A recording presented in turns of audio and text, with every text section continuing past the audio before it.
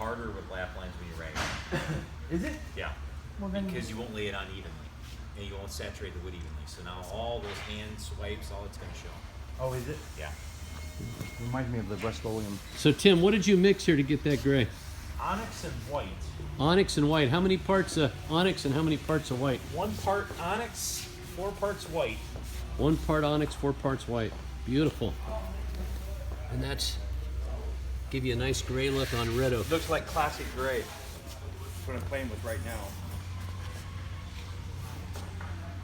So it's pretty simple. The color palette, once you get to know it, it's very versatile. Yeah. Like you said, you just keep what you did, and if they want it darker, just put some more sable in. Black onyx. Yeah. That's a good color Beautiful. though. You can Right there is what strengthen I'm it doing. pretty quickly. 2 to 4 hour dry time.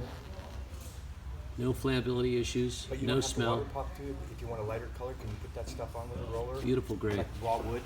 All right, so that was water popped.